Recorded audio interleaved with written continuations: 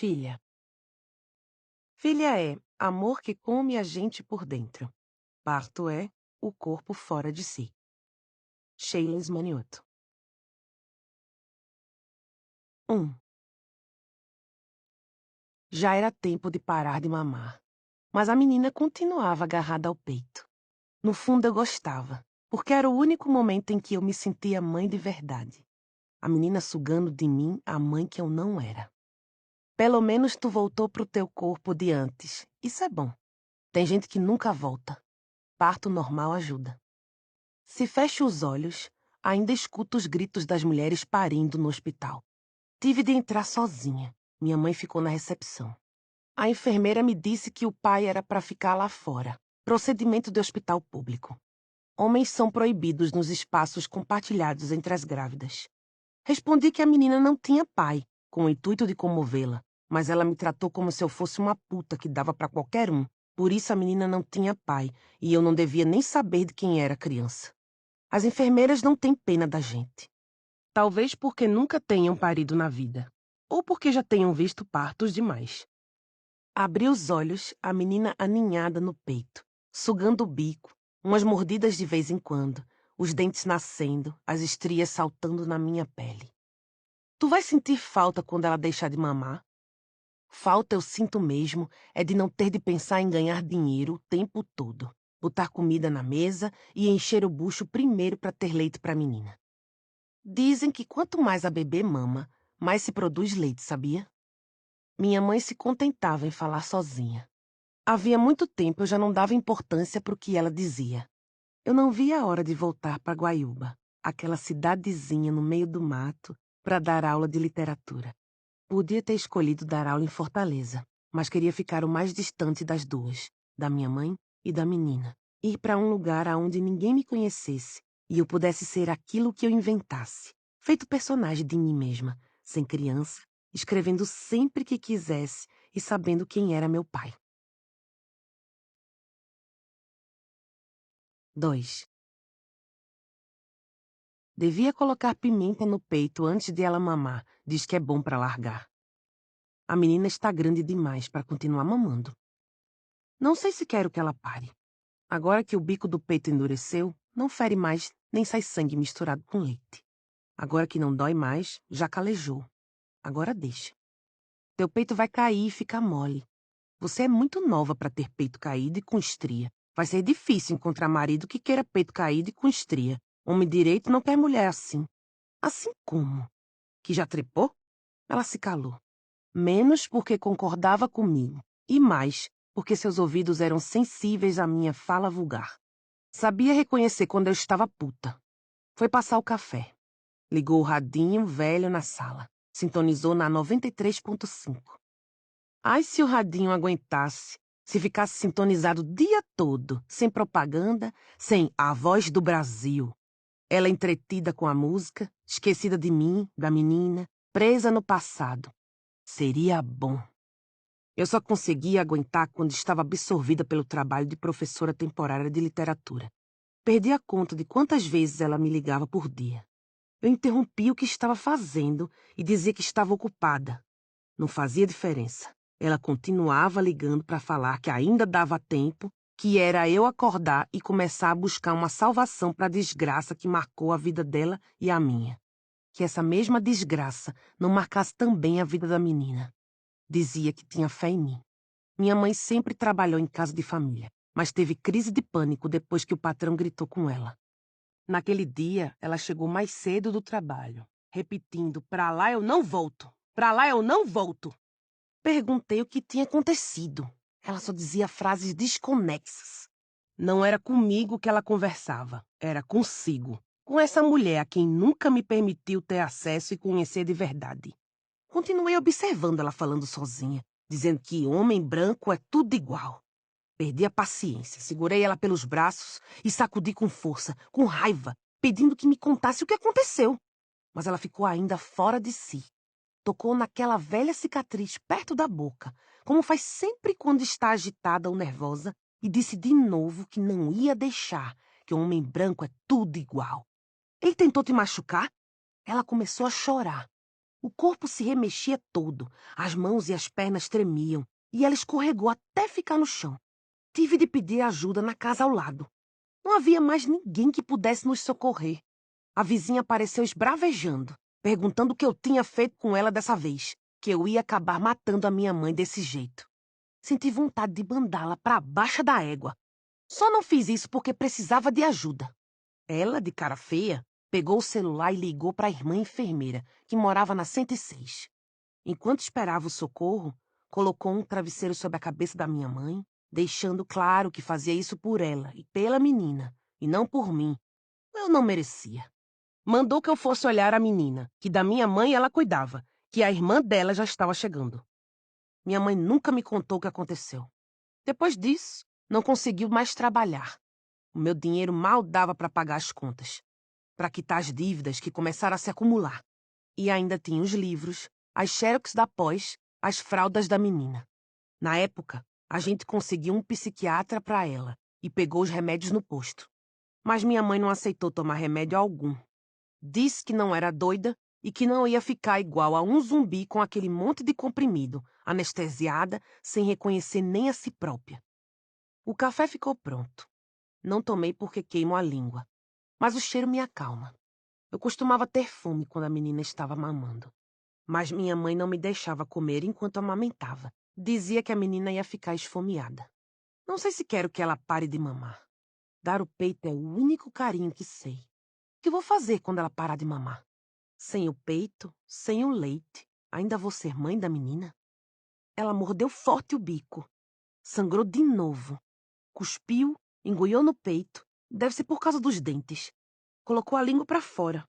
Meu Deus, engoliu outra vez. Não faz isso, menina. Pega de novo. A mão empurrou o peito. 3. Cheguei em casa com o salto do sapato sujo de lama. O chão era de cimento batido, difícil de limpar. Entrei e observei a lama aos poucos manchando o cimento, que tinha cheiro de eucalipto, daquele desinfetante barato que eu odiava. As duas estavam exatamente onde imaginei. Minha mãe nos fundos, colocando para quarar as roupas da bebê. Ouvi o barulho da água da torneira escorrendo na pia. E a menina deitada na minha cama, com 2 rolos de proteção de cada lado, para não cair. Nunca usou o berço. Dormia por 10 minutos e abria um berreiro com braços e pernas entrelaçados nas grades. Migrou para a rede. Depois para minha cama. Minha mãe dizia que a menina preferia dormir comigo por causa do meu cheiro. Larguei os sapatos de salto alto perto do ventilador, ainda pensando no encontro com Otton. Eu adorava o nome dele. Ele era bem mais velho do que eu. Falava de literatura com uma paixão que me fazia fechar os olhos e imaginar aquela boca me chupando enquanto recitava versos para mim. Não demorou para ele me notar. Disse que eu escrevia bem, que meus textos eram bons. Contei que estava escrevendo um romance. Otton sorriu e as rugas ficaram acentuadas em volta dos olhos e da boca. Gostava do jeito que ele me olhava, de como dava atenção a tudo que eu dizia, sempre me elogiando, algo inédito para mim. Gostava até começar a ir à casa dele com mais frequência, toda semana, sempre depois das aulas para trepar. E então descobrir o descontrole com a bebida, essa que ele idolatrava mais que a mim e a literatura. Deitei ao lado da menina sem lavar as mãos. Abri a blusa de botão, baixei o sutiã e joguei o peito pequeno para fora, para testar se ela ainda queria. Ela engoiou quando enfiei o bico em sua boca. A perna da menina já começava a pesar em cima de mim. Ouvi os passos da minha mãe pela casa. Fechei os olhos, fingindo dormir com a blusa aberta, o peito para fora e a pequena ninhada no meu corpo. O quarto escureceu com a sombra da minha mãe na porta. Ela ficou ali, parada, e então começou a falar sozinha. Só pode ser maldição. Outra que vai crescer sem o pai. É tudo culpa minha. Desatou a chorar. Ela dormindo, ressonando alto. Eu fingindo.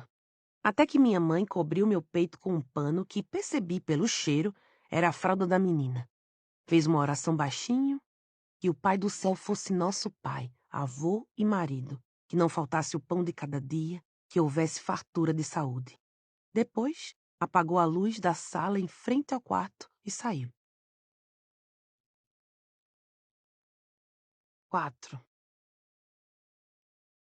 Não esqueço nem o dia, nem o que ela me disse quando contei que tinha engravidado. Você não vai abandonar o estudo, me ouviu? Não vai! Eu não vou deixar. A gente passa fome, pede empréstimo, mas você vai se formar e ser doutora, ouviu? Eu não disse que era pra tu estudar, minha filha. Foi perder a honra com qualquer um antes do casamento, meu Deus. Terminei a faculdade e passei logo na seleção do mestrado. Segui os estudos, mas desisti da bolsa e arranjei trabalho como professora, que pagava mais. Além disso, era um dinheiro certo. A bolsa atrasava muito. Nada daquilo importava para ela. Tinha vontade era de ter uma filha com estudo, doutora. Fui levando para frente as escolhas que eram mais dela do que minhas. Eu dava aula para alunos do ensino médio em escola pública, mas o que eu queria mesmo era escrever. Otton era a única pessoa que me incentivava a escrever. Eu gostava quando a gente caminhava pelo Bosque Moreira Campos, depois da aula, esquecidos no meio dos universitários que fumavam maconha. A gente seguia até o estacionamento. Eu entrava no carro, ele pegava meus livros e jogava no banco de trás. E logo perguntava o que eu queria ouvir. Eu respondia que ele podia escolher, que confiava no gosto dele. Ele sorria e me dizia: acho que você vai gostar dessa aqui. E era sempre música clássica. Gluck, Bach, Beethoven. Aprendi a ouvir música clássica com ele. Me acalmava e também me ajudava a escrever. Ele falou que desde que estávamos juntos, também tinha voltado a escrever, depois de um bloqueio criativo de mais de 3 anos. Com o tempo, percebi que ele não bebia só nos fins de semana. Tudo era motivo para beber. Se estava estressado, se estava feliz, se estava excitado. Era o modo de se anestesiar da vida. E eu não o culpo. Mas se não confio em homem sóbrio, quanto mais em bêbado. Então terminei com ele. No dia, nós brigamos no bosque. E em vez de ir para a casa dele, como de costume, seguimos para o Cantinho Acadêmico, um bar na avenida da universidade. Pedi uma batata e um guaraná. E ele bebendo como sempre. 2 cervejas e logo previ que a noite não acabaria bem. 2 horas depois, eu estava de saco cheio da barulheira e do bafo de álcool e fui embora. Ele tentou me impedir, mas tropeçou na cadeira. Quando se levantou, eu já tinha ido. 00:30, ele veio fazer barraco em frente à minha casa. Me deixou na porta uma vez e decorou o endereço. Conhecia a cidade de Fortaleza melhor do que eu, que nasci aqui. Sempre tive problemas geográficos, e isso era culpa da superproteção dela. Eu sabia que ele não reagiria bem ao término. Imaginei que fosse tomar um porre, mas não desconfiei de que perderia a compostura, a pompa de acadêmico e fizesse escândalo aqui. Eu, minha mãe e a menina ficamos encolhidas, fingindo que não havia ninguém. Tinha esquecido que a bebida dá coragem para as pessoas. Eu sei que você tá aí! Coloca as 2 mãos nos ouvidos da menina. Abre a merda dessa porta! Será que ele quebra o portão? Devia chamar a polícia. Não chamo. Me encolho ainda mais. As 3 juntas, eu, minha mãe e a menina. 5.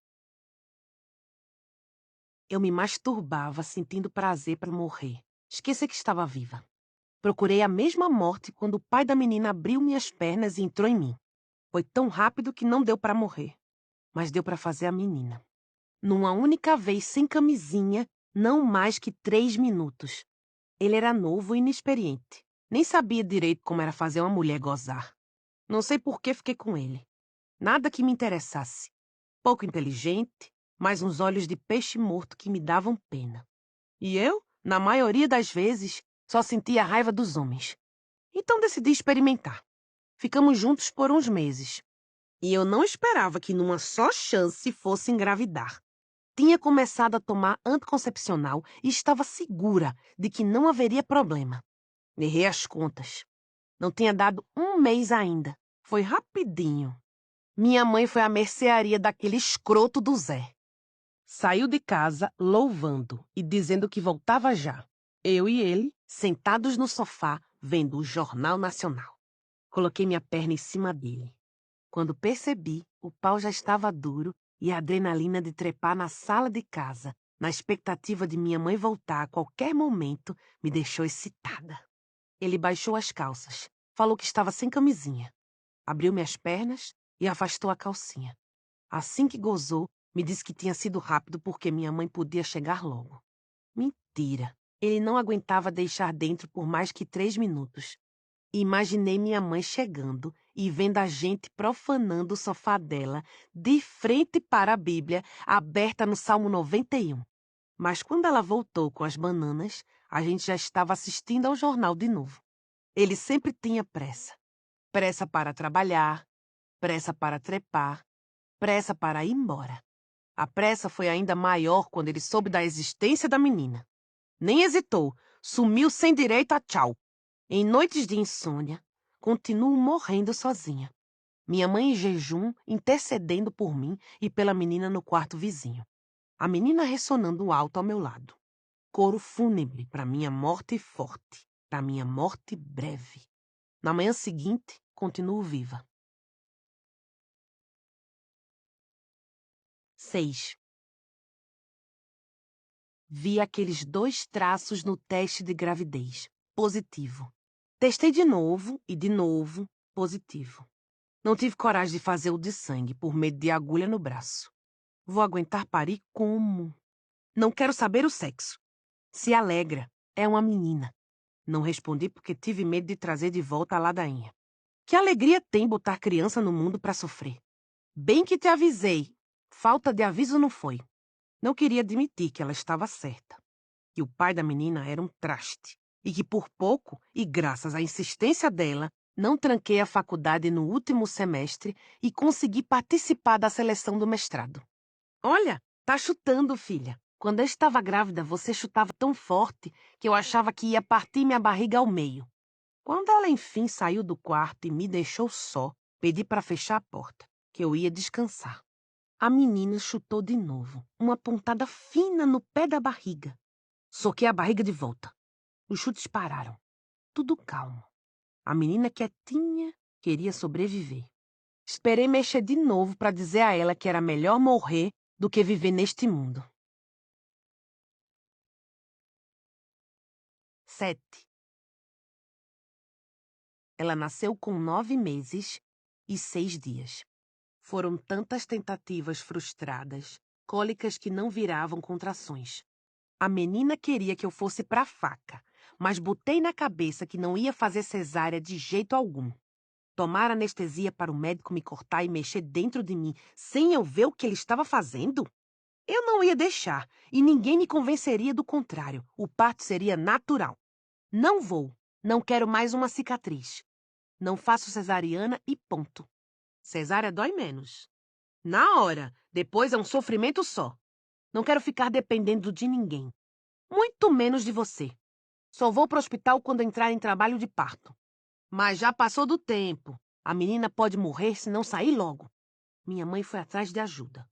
Por ironia da vida, foi justo a vizinha quem me ajudou. Chamou a irmã, que morava no final da vila. Mas eu não pretendia agradecer por isso. Veio porque quis. À meia-noite começaram as contrações. A dor insuportável. Deitada na minha cama, eu apertava o lençol, respirava fundo, enquanto minha mãe me observava apavorada. Contou que tinha medo de me perder, que eu era a única coisa que ela tinha na vida, a única família. Com tranquilidade, a irmã enfermeira falou para eu botar força quando a contração viesse, que ia ajudar na hora do parto. Disse daquela forma porque não era ela quem estava parindo. As dores aumentaram e eu passei a delirar. A menina colocou as mãos para fora na minha vagina. A criança forçava passagem, não tinha jeito. Não encontrava espaço para a cabeça enorme passar. Senti algo estranho e então a menina me rasgou de dentro para fora. Comeu a placenta, o cordão umbilical, a carne, até partir minha barriga ao meio. Saiu me olhando nos olhos e disse: "Oi, mamãe." Acordei apavorada, suando muito, pedindo minha mãe para ir logo para o hospital. O dinheiro estava na bolsa. Ela podia chamar um táxi. Eu já estava com 6 centímetros dilatados. Quando cheguei na maternidade, disseram: "Manda ela lá para cima." No corredor, ouvi os gritos das que pariam. A irmã da vizinha tinha me dito para não esquecer que enfermeira não gosta de grávida escandalosa. Ouviu? Perguntou enquanto apertava a minha mão. Fiz que sim com a cabeça, de bico calado. Não precisei ficar no matadouro, na sala cheia de macas e mulheres berrando uma ao lado da outra antes do abate. Sofri sozinha lá em cima. Um calor medonho. Tinha bola gigante, aparelho de exercício, equipamento de parto humanizado. Eu não me sentia humana. Cochilava nos intervalos da contração. Apertava o lençol, continha os gritos. Enfermeira não gosta de grávida escandalosa. A frase não saía da minha cabeça. Não sabia se ela se referia a si mesma, às colegas de profissão ou a ambas. Não gritei e continuei botando força. Às 4 da manhã, um enfermeiro fez o exame de toque e disse: daqui a 1 hora eu volto. 15 minutos depois, a bolsa estourou. O enfermeiro voltou às pressas. Preparou a maca para parar a menina. Eu me senti um bicho. Fazendo força nua. Suando, berrando, sangrando. Não consegui conter mais os gritos. Quando a menina saiu, continuou doendo. Melhora quando tirar a placenta. Melhora quando pontear. Pensei que não melhora nunca. Perdi muito sangue. O médico se transformou em 2. A vista escureceu. Apaguei. 8. Um bebê muda tudo. Minha mãe nem parecia mais a mesma, que falou que eu tinha trepado com qualquer vagabundo antes de casar. Ficava pra lá e pra cá com a menina no colo, espantando muriçoca, limpando a casa, o quarto. Parecia que ia receber o menino Jesus na manjedoura e os 3 magos. Nunca vi tanta comoção com a chegada de um bebê. Quando eu era criança, primeiro ela disse que meu pai tinha ido embora. Depois, que ele tinha morrido. E foi aí que percebi que era tudo mentira. Ela mentia muito mal. Piscava sem parar, as mãos de um lado para o outro, fugindo do assunto. Anda! Fala logo, cadê o meu pai? Ela me evitava, indo preparar o café, esquentar a comida no fogo. Eu já sou grande, fala logo, tenho que saber. Lavando a louça, varrendo a casa, fugindo de mim. Fala, porra! O pai é meu, mereço saber. Largou a vassoura e disse: teu pai é o que está no céu, minha filha. É tudo o que você precisa saber. 9. Um dia engoli o orgulho e fui procurar a vizinha, perguntar sobre meu pai. Ela era uma das moradoras mais antigas da vila. Gente fofoqueira como ela sempre sabe das coisas. A humilhação para descobrir alguma pista sobre ele valeria a pena. Quando abriu a porta e me viu, ela torceu a cara, como eu já esperava. Me mandou entrar. Fez gesto para eu me sentar no sofá velho, todo rasgado e cheio de pelo de gato. Enfim, disse que sabia que essa hora um dia chegaria e começou a falar. Ninguém sabia de nada, ninguém viu. Sua mãe já chegou aqui grávida, trabalhando em casa de família. Escondeu o bucho até o 5º mês. Depois a barriga explodiu. Mal conseguia andar. A gente achava que ia ser menino, barriga pontuda. Ela passando fome, eu e minha irmã ajudando do jeito que a gente podia. Um arroz, um leite, uma canja. Passava fome a maior parte do tempo. Quando comia, tinha força para cantar o hino da harpa. Tinha uma voz bonita. Dava uma paz ver ela cantar assim, de bucho cheio, de comida e de criança. Balançando na rede, os pés inchados, as veias aparecendo, a pressão oscilando. Tua mãe, calma, cantando aquele hino que ela gosta. Alvo mais que neve, passando a mão na cabeça e nunca falando do teu pai. A gente nunca perguntou, nunca teve coragem. Se não falou, é porque não tinha o que falar. E você, menina, vê se esquece dessa história de pai. Ele também deve ter esquecido que você existe. Se não, estava aqui. Ela falou com tanto gosto e parecia tão feliz com minha desolação. Gente é assim, gosta mesmo é de rir das desgraças dos outros. A vida fica mais bonita com o sofrimento alheio. Quando ela terminou de falar, olhei bem dentro do olho dela e disse: sua desgraçada, você está mentindo. Ela me enxotou de lá e antes de eu ir embora, me disse afrontosa: Sou amiga da sua mãe, não sua, pirralha. E pra sua informação, sua doutorazinha de merda, não menti não. Só disse o que você precisa saber, não o que você quer. Fez uma pausa, cuspiu no chão e falou enquanto fechava o portão. Você não merece a mãe que tem. 10. Às vezes, quando ficava com raiva, apareciam umas manchas vermelhas na minha pele, como se estivesse pegando fogo. Eu tinha certeza de que mais alguém sabia sobre meu pai. Se ela não ia me contar por vontade própria, tinha que arrumar um jeito de obrigá-la a falar. Pela porta do quarto dava para ver a menina, engatinhando no chão de cimento, que devia machucar os joelhos. Ela parecia não se importar. Eu menos ainda. Minutos depois, minha mãe entrou no quarto e se pôs a gritar. Não viu a criança no chão sem joelheira? Estava escrevendo. Menti. É só isso que importa para você, né? Apanhou a menina, limpando seus joelhos vermelhos e incrustados de areia. Vê-la com a menina nos braços me iluminou com uma ideia que talvez funcionasse e finalmente fizesse minha mãe falar. Quando ela saiu do quarto, me olhei no espelho trincado na ponta. Passei o dedo por suas fendas, me encarei e percebi que as manchas vermelhas tinham sumido. 11. Vamos, desembucha logo. Quero saber toda a história sobre meu pai. O que ela disse? Nada. Fugiu outra vez. Sua mãe daria uma boa personagem. Empurrei Otton e me levantei da cama, nua. Fui até a estante de madeira que tinha no quarto e enchi o copo de uísque até a metade. Ele me censurou. Você não gosta de beber. Também não gosto da minha mãe, mesmo assim vivo com ela até hoje. Bebi um gole que desceu rasgando, queimando tudo por dentro, menos a raiva que eu tinha dela. Me aproximei e estendi o copo para ele, que tomou o resto de uma só vez. Ficou excitado de novo e trepamos antes de eu ir para o trabalho. O mais gostoso foi deixar minha mãe a noite toda preocupada, sem notícias minhas. Ele tinha razão. Minha mãe é uma daquelas personagens que a gente odeia e ainda assim não consegue deixar de acompanhar. À primeira vista, uma pessoa simples, negra, analfabeta, trabalhava em casa de família, sem muitos anseios e pretensões. Morava havia mais de 20 anos no Conjunto Palmeiras e cozinhava como ninguém. Olhando assim, dava até para sentir pena dela. Mas, na literatura e na vida, nada é o que parece. Essa mesma mulher que chamo de mãe escondeu de mim a vida toda minha origem. Ela não me parece tão má assim. É porque você não vive com ela. A primeira coisa que ia jogar fora todas as suas garrafas de bebida. Ele se calou. Você também não teria escapatória. Ia queimar no fogo do inferno. Falei rindo. O inferno são os outros, ele disse. O meu é não saber quem é o meu pai.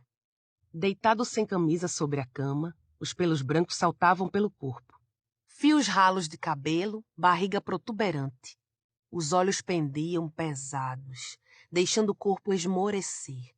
Logo começou a roncar. De qualquer jeito, eu não ia conseguir dormir.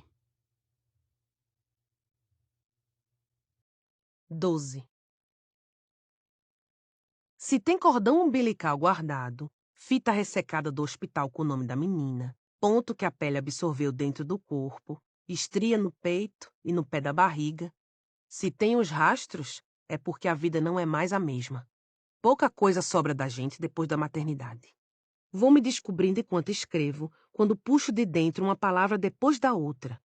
Sem sentido lógico, as palavras continuam vindo.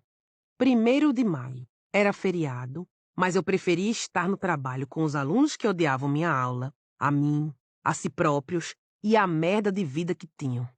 Eles não tinham escolha, nem eu. Estavam ali pela merenda. Eu, pelo dinheiro, que era certo, mas não dava para tudo. Os boletos continuavam chegando aos montes, e no banco a conta estava no vermelho. Tenho que pegar uns bicos, mais tempo longe da menina. Ficar em casa sempre me levaria à solidão. Não esqueço minhas cicatrizes. Com os dedos nas estrias grossas e brancas que me cortam a pele, decido que o destino da personagem, que não sou eu, seria diferente. iria mentir para os leitores no futuro. Talvez esse desejo de escrever e criar histórias tenha surgido porque eu nunca tive a chance de conhecer a minha verdade. Minha professora na quarta série pediu que cada um construísse sua árvore genealógica em cartolina, valendo nota. Não fiz e respondi à professora. Foi parar na diretoria. Como que eu ia fazer? Enchendo de espaços em branco? Deixando lacunas para o que eu não conhecia? Acima de mim, ramos vazios? Nem foto minha mãe tinha. Achei melhor levar carão do que passar vergonha. Minha mãe foi chamada na escola. Ouviu a diretora. Olhou para mim de cabeça baixa, sentada ao lado dela. Saímos daquela sala e ela não disse nada. Quando chegamos em casa, preparou bolinhos de chuva, meus preferidos. Comi rápido, calada. Ela inutilmente tentava me recompensar. 13. Depois do almoço, com a barriga cheia de cuscuz, baião e ovo, minha mãe me chamava para deitar com ela na rede amarela de bico de crochê. Eu perguntava do meu avô e minha avó, e ela dizia: morreram. Eu sonhava que quando ficasse grande, para ouvir conversa de adulto, ia poder saber toda a verdade. Ela me distraía com as histórias. Histórias para esconder o passado, para esconder a fome. Às vezes recolhia coisas no lixo e trazia para casa. Dizia que sempre dava para aproveitar, que eu não subestimasse o que tinha sido jogado fora. Nunca me deixava desperdiçar comida, que era escassa. Comia pouco para deixar mais para mim. Saco vazio não para em pé, minha filha. O bucho precisa estar cheio para você poder estudar. Feito ela não conseguiu. Percebi que toda personagem que ela inventava era diferente e ainda assim era ela mesma. Tinha que ter muita imaginação para contar a mesma pessoa de modos distintos, como se fosse a primeira vez. A fome ensinava a ser criativa. E essa mesma fome eu também tinha, de outro jeito. Vontade de escrever e criar histórias para tapar os buracos que existiam. Preencher aquela árvore vazia que nunca entreguei para a professora. E quem sabe, criar também um pai. Mesmo sem referência, só observando a vida, o comportamento dos outros. Imaginando. As buscas pelo meu pai e pela escrita caminhavam juntas. 14. Que foi? Já não disse para não me ligar nesse horário que eu tô dando aula, tá louca? A menina tá sentindo tua falta. Você ligou para falar isso? Não acredito. Ela tá procurando teu peito no meu, murcho. Mas ela parou de mamar. Não importa. Peito é alimento. É travesseiro, é chupeta. Vem mais cedo. A menina tá mofina com aquele olho de peixe morto. O olho de peixe morto ela sempre teve. É igual ao desgraçado do pai dela. Não posso sair do trabalho. Sabe quem coloca comida em casa? Ela pegou tua lavanda e derramou na cama. Tive de abrir a janela, trocar o lençol e o cheiro não passou. Dormiu em cima, sentindo teu cheiro. Volta pra casa mais cedo, filha. Ela vai ter que entender e aprender desde cedo que no mundo as coisas não são como a gente quer. 15. Hoje não quis sentir ódio da minha mãe. Quis entender seus traumas do passado, justificar seus erros do presente. Mas como? Se a vida dela é uma página em branco. E isso fazia de mim uma personagem incompleta, mal construída, sem porquês nem explicações. Ela saiu para a igreja e ia demorar. Vasculhei o guarda-roupa atrás de qualquer vestígio. Uma foto velha com data no verso, alguma coisa. Nada. Joguei as caixas no chão. Quebrei de vez o único espelho da casa que já estava trincado. Olhei para o punho direito que sangrava. A menina chorou, assustada. Como pode uma pessoa não ter guardado um objeto sequer do passado? Como pode eliminar as provas, os indícios da existência de um pai? Acho que no fundo ela gostou de adoecer. Nas nossas brigas, passou a usar sempre a doença como desculpa e a se enfiar ainda mais na igreja em busca de salvação. Estamos aqui só de passagem, minha filha. Nossa glória vai ser na eternidade. Por vezes tentei dar a medicação para ela. Queria que melhorasse, que pudesse voltar a trabalhar. Ela me dizia sempre que não. Sou como Paulo de Tarso, minha filha. Essa doença é o meu espinho na carne. E também agora tenho a menina para cuidar. 16. Às 3 da manhã eu não aguentava mais ouvir o choro. Não era em dormir que eu pensava. Já alimentava a certeza de que era melhor dar à menina do que um dia desses fazer uma besteira. Qualquer outra família seria melhor para ela, melhor para nós duas. Não contei nada para minha mãe. Não preciso dar satisfação. Fui eu que pari? Foi ela quem me negou o pai, os avós, o meu passado. Não tem moral nenhuma para me dizer o que fazer. Pensei tudo isso enquanto sacudia no colo a menina, que ainda chorava. Não quis chupeta, não quis mamadeira, não quis peito. Sacolejei ainda mais. O choro era tremido. Eu estava engasgada, mas era a menina que chorava. Pelo amor de Deus, me dá a menina. Minha mãe veio e a tomou dos meus braços. A muleira, não pode chacoalhar assim. Podia ter morrido. Podia? Podia.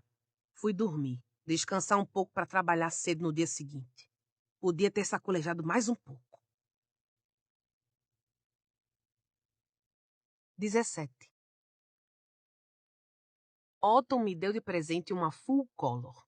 Eu queria uma cicatriz intencional, que eu mesma desejasse, não que a vida me empurrasse goela abaixo.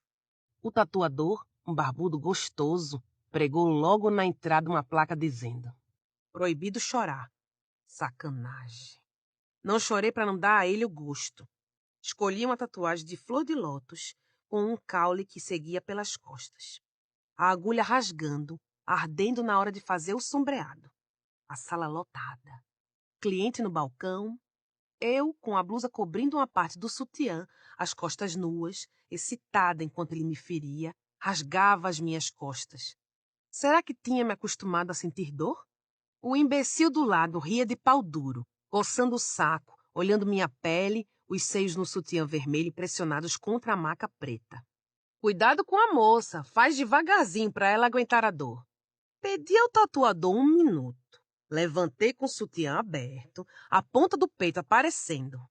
Fui na direção dele. Vá pra puta que pariu. Ele se assustou.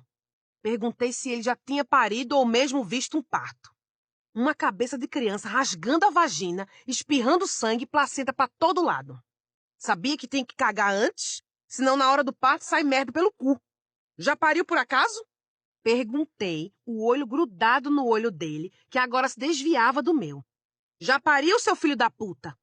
Disse pro tatuador que voltava outro dia. Ri, imaginando o pau dele amolecendo, ficando só aquela trouxinha, com nojo do sangue, da vagina rasgada e ponteada, da gosma e da placenta. Nessas horas me aproveito da experiência de professora de literatura e abuso das descrições.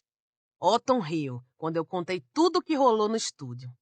Ele sabia que eu não era uma pessoa fácil, sempre soube. E era por isso que gostava de mim. De certa forma, ele queria fugir das pessoas com quem convivia todos os dias, que arrotavam normas acadêmicas no café da manhã. 18. Vinha desde a escola tentando escrever este livro.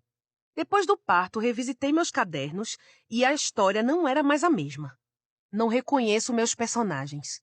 Não reconheço nem a ideia inicial. Ela já é outra coisa. Eu também não sou a mesma. Agora me dei conta. A chegada da menina me engravidou de novas palavras. Fico pensando que escrever é um parto infinito. A gente vai parindo devagarzinho, letra por letra. Que se não saem, ficam encruadas dentro, fazendo mal, ferindo a gente feito felpa que entra no dedo. Tem que tirar com agulha, espremer o pus. Dói parir palavras. Dói mais ainda viver com elas dentro. Nem todo mundo que escreve sabe sobre parir, o que é ser mãe de palavras. Não sabe o que é lamber a cria. Não conhece a culpa que mãe carrega, a dor que é escrever. Não se deu conta de que é preciso parir para escrever. Escutava a ladainha da minha mãe no outro quarto. A oração, o Pai Nosso, a súplica. Se eu acreditasse, pediria para terminar o livro, para a dor ser suportável, para nunca abandonar a escrita no meio do caminho. Para aguentar e não morrer por dentro. Para não ter que fazer curetagem e arrancar os pedaços mortos dessa história. Lavar tudo depois para apagar os vestígios e, no entanto, nunca ser capaz de apagar da memória. para ter um parto de sucesso, doloroso, mas tranquilo. Ver a história nascendo, berrando alto, dizendo com seus grunhidos a que veio ao mundo. Quando dei por mim, estava fazendo uma oração silenciosa para o meu livro ter um bom parto. Ela ia adorar saber, mas não vou contar, é claro. Ela não sabe dosar a fé. Voltei a escrever. As contrações aumentaram mais rápido, parindo mais palavras do que o punho pôde acompanhar. A mão dolorida, o calo latejando. Respirei fundo, botei mais força e encerrei o parto do dia. 7 páginas manuscritas. A menina me olhava escrever. Sorriu, mexeu os bracinhos em cima da cama e eu soube ali que talvez tivéssemos algo em comum. Ela também aprovava aquele parto. 19. Tinha ódio da vizinha. Ela dizia que eu ia abandonar a faculdade por causa do bucho, que para pagar minha língua e minha arrogância eu ia ficar como minha mãe, sem estudo. Falou, olhando para minha cara, que essa história de virar doutora era loucura e não passava de sonho de gente pobre. Que não ia adiantar de nada eu ser mais branquinha, porque em vez de aproveitar, estudar e dar orgulho para minha mãe, eu tinha ido logo atrás de macho e barriga, bem feito. Foi o ódio no peito, o sangue nos olhos que me fizeram provar para todo mundo. Que a vizinha fofoqueira engolisse o que disse, cuspisse outras palavras. Não, eu não largaria os estudos, o trabalho, o mestrado, ia fazer de qualquer jeito e homem nenhum, criança nenhuma ia me impedir disso. Não impediram, mas também não impediram que eu virasse uma carcaça quase sem vida. Que no trabalho eu só pensasse em dormir e na pós ouvisse de longe, bem de longe, a voz da professora em sapatinhos fechados, calça de alfaiataria, blusa de botão e a teoria da literatura de algum crítico que eu não lembrava o nome. Eu abria a última folha do caderno e rabiscava frases soltas, fragmentos sem sentido. Alguma coisa tinha sentido? Eu só queria escrever. Terminava a aula. Eu não sabia do trecho do livro, do texto na xerox, do fichamento para a semana seguinte, mas vários parágrafos cresciam dentro e fora de mim. Comecei a ter vontade de escrever nas vezes em que me pegava observando a menina. Acho que passei a aceitá-la por conta disso, desse desejo que chegava mais forte. Foi a primeira vez que pensei nela me dando algo e não tirando tudo de mim. Cheguei em casa, a menina em cima da coxa colorida fazendo a chupeta de brinquedo. Olhei para ela. O peito já não tinha mais leite. Não me preocupava com amamentá-la. Ser seu alimento, servi-la, servir o mundo, ser uma boa mãe. Tinha um fone no ouvido e os cadernos na mão. A menina brincava na cama desprotegida, sem travesseiros. Eu não estava preocupada se ela ia cair, se ia se ferir ou até perder a vida. Pensei no nascimento das palavras. Observei minha caligrafia que mudava à medida que escrevia. As palavras serelepes saltando na folha, brincando igual a menina, que agora me olhava com cumplicidade. 20. Você tem sempre que desconfiar das coisas e das pessoas? E essa sua fé cega? Não vê que um conjunto de mesa, com 6 cadeiras por esse preço, tem alguma coisa errada? Deve ser queima de estoque, promoção. Não digo mais nada. É justamente o dinheiro que a gente tem. Não tá vendo que é pra gente comprar? Agora você acredita em coincidência. Coincidência não, provisão. Lá vem essa história de novo. Das 6 cadeiras, sobraram 2, a minha e a dela. Depois da goteira enorme no teto, bem no meio da sala de jantar. Providência divina, ela disse. Porque para ela, até as desgraças tinham a ver com Deus. Nunca aprendeu a ler nem a escrever. Ela escutava as histórias na igreja e repetia para mim. Depois comprou uma Bíblia e me fazia ler. Lia sobre Jonas, que foi engolido pelo grande peixe, Noé, que preparou a arca, Caim, que por inveja matou o irmão, Mical, que ficou estéril porque zombou do marido. Bom para ela. O que realmente duvido é do amor do pai e do filho. Não acredito nesse sentimento genuíno de um ser que é 100% Deus e 100% homem e morreu por nós. Um homem? Ah, não. Talvez se fosse Maria, Nossa Senhora, era mais fácil de acreditar. Não, eu não vou orar pro Filho, pro Pai, muito menos pro Espírito Santo. Não, não vou juntar minhas mãos, fechar os olhos e confiar num homem. 21. Minha mãe lavava roupa em casa de rico e eu ia junto para não ficar sozinha. Ela mentia para a patroa, dizia que era para eu aprender o serviço.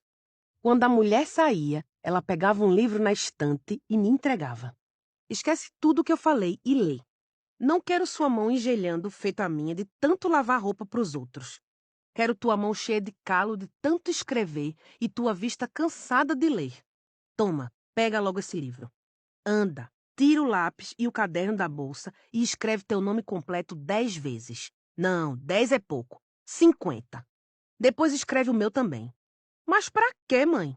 Pra ficar com caligrafia boa. Professora tem que escrever bonito pro aluno entender. Anda, vai logo, que eu vou lavar roupa lá atrás. Não mexe em nada, ouviu? Se o patrão chegar, esconde o livro e me chama. Ele é sério e não gosta de gente preta. Ele também não deve gostar de criança, ainda mais pobre. Se ele chegar, abaixa a cabeça e não encara ele nos olhos, ouviu? Fiz que sim. Depois sentei no chão da sala, com medo de sujar o estofado. Ela não viu a hora que o patrão entrou. Ele abriu a porta quase sem fazer barulho. Chegou mais cedo e ficou me encarando. De olho em mim, no meu vestido, enquanto minha mãe estava lá dentro trabalhando na área de serviço. Não viu a hora que ele abaixou as calças e disse chupa. Ela não me viu obedecendo ao estranho. Não viu aquilo na minha garganta, o tremor nas mãos, o medo no peito, a boca tapada, querendo engoiar. A cabeça baixa, do jeito que ela mandou. Vomitei no tapete da sala. Ele subiu as calças depressa. Lá de dentro, minha mãe ouviu um barulho e veio correndo. Eu, inerte, sem voz, sem grito, ouvi ele me xingar, dizer que eu era uma menina nojenta, que só podia ser filha de preta, que tinha deixado meu cheiro imundo pela sala e que era para minha mãe não me levar mais. Pouco tempo depois, quando me viu me cortando, mordendo o punho até sair sangue, minha mãe não soube o que fazer, nem poderia. Calma, filha. Mas eu não tinha fé. O que eu faço, meu Deus do céu? Tem que levar essa menina pro médico, antes que aconteça uma besteira pior, a vizinha disse. Não levo. Não vou deixar empurrarem remédio na menina, tratarem que nem louca. Um doutor que nem olha pra cara dela, enfia uma receita e passa remédio caro? Não vou levar. Vai fazer o que com ela, então? Vou dar papel e caneta, a menina vai escrever. 22. Cheguei em casa e tinha meia dúzia de irmãos da igreja para me exorcizar. Para eles, meu desejo de morrer era coisa do demônio. Como se a vida, por si só, não me desse motivos suficientes para isso. Me tranquei no quarto. Minha mãe comia menos, não só para me dar, mas também para sobrar para o dízimo da igreja. Dizia que todo sacrifício que fazia era para que eu tivesse um destino melhor que o dela. E aí voltava a ladainha de que eu ia estudar e ser doutora. Você é minha redenção, minha filha. Na época, era impossível entender direito o que ela queria dizer com aquilo. Sempre falava por enigmas. Uma vez perguntei o que era aquilo que dizia enquanto orava e ela me respondeu sorrindo. A língua dos anjos, minha filha. E você entende, mamãe? Ninguém entende, minha filha, mas edifica. 23. Apertei o pescoço até perder o ar e soltar, desfalecida. Não ficou a marca das mãos. Quando a gente quer morrer de verdade, pega faca, facão, canivete, estilete, tesoura, coisa pontiaguda para cortar a vida, rasgar a jugular. Matar a vida depressa, deixar o sangue escorrer. Eu era covarde. Nunca consegui ir até o fim. Colocar um fim nisso tudo. A única marca no corpo era a da mordida no punho esquerdo. Vermelha, depois roxa, então branca. Essa era uma ferida que eu repetia e não deixava cicatrizar por completo. Ela alimentava a raiva que eu guardava e me acalmava. Contei. 1, 2, 3, 4, 5, 6 dentes. A blusa de manga longa para esconder no trabalho. A droga da aula toda com o braço esquerdo para baixo, para não dar bandeira. Aluno é bicho metido, curioso. São só uns dias, ainda bem. As marcas somem. No ônibus de volta para casa, escorei a cabeça na janela de vidro. E o teco-teco, o barulho que minha cabeça batendo na janela fazia quando o frete-car trepidava pela pista esburacada na CE 060, me deixava irritada. Mesmo assim, deixei a cabeça ali e me dei conta de que as pessoas, no fundo, por mais que não admitam, gostam de sofrer. É isso. O sofrimento é a chave de tudo. Com minha mãe não era diferente. Hoje vou obrigá-la a dizer quem é o meu pai. Não vou sofrer sozinha. É isso. Na verdade, as marcas não somem. Mãe. Depois da primeira palavra, não me corto mais. Eu agora sou ficção. Como ficção, eu posso existir. Eliane Brum. 24. Minha mãe cantando hino da harpa não sabia do que eu era capaz, nem eu. Peguei a menina no colo, ela começou a chorar. A cantoria do hino da harpa parou. O barulho do chuveiro também. Não desconfiava das minhas intenções. Ah, você tá aí? Hoje você fala. O quê? O nome. De quem?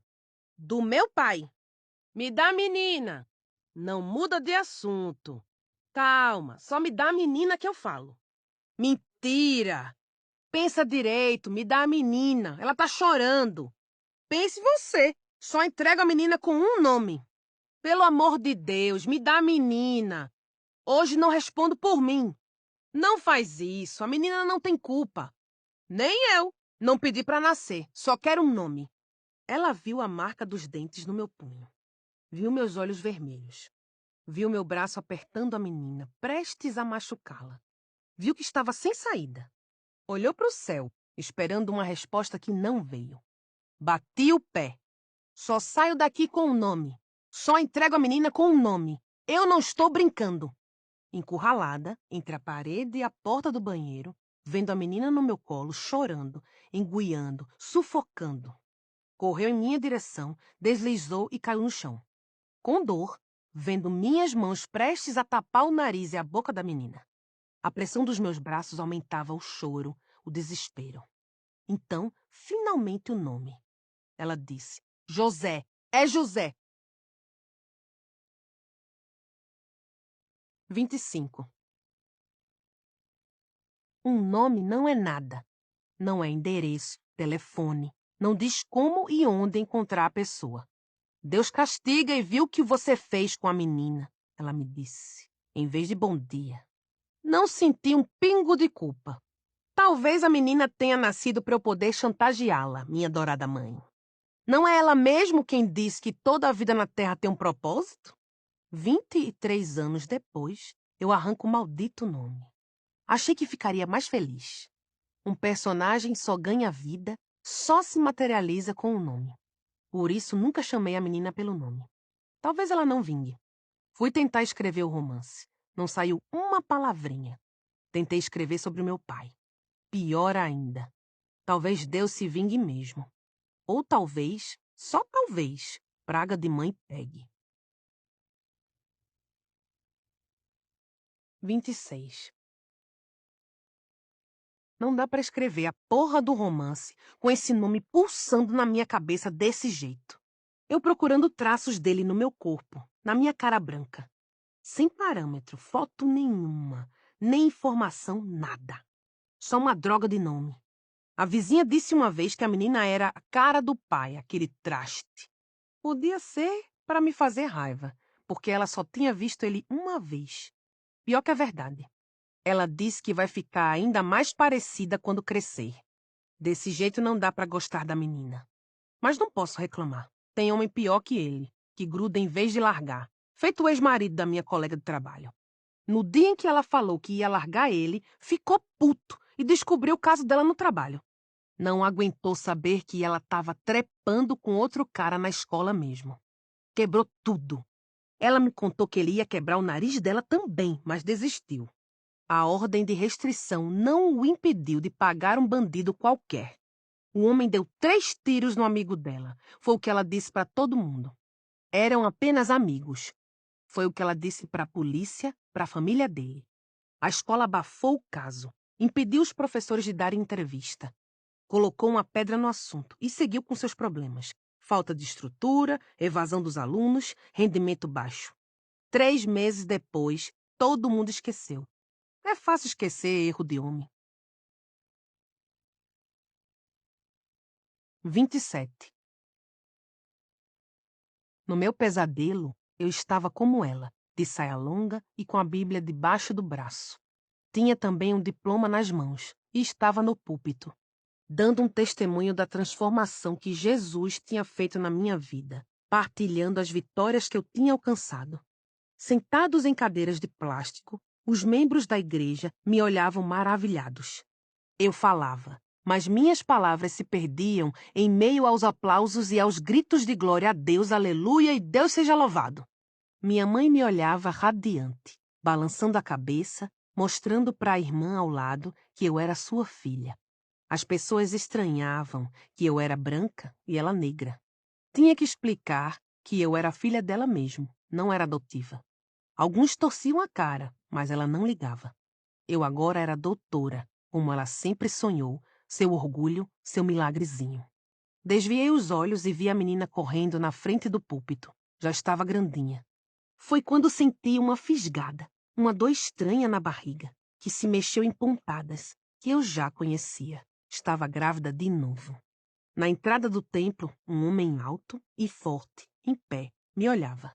Mas quando eu o percebi e o encarei, ele lançou um último olhar e foi embora. Era branco como eu. 28. Tem dias que eu vou escrever e só sai uma frase miserável. Às vezes, uma palavra que tenho certeza vou abandonar no dia seguinte. Mas é a maldita, ou melhor, a bendita palavra que puxa o fio do novelo da história. O nome pode dizer muito de quem é a pessoa, pelo menos na literatura. Mas na vida real, o nome diz muito mais sobre quem o escolhe. Acho tosco quem mal sabe falar direito e dá nome estrangeiro para criança. A vizinha colocou o nome de Franklin Johnson no filho dela. A língua dela prende e a pronúncia fica horrível toda vez que ela chama o infeliz. Diz que é nome de presidente e que toda pessoa importante tem 2 nomes. Um só não é suficiente.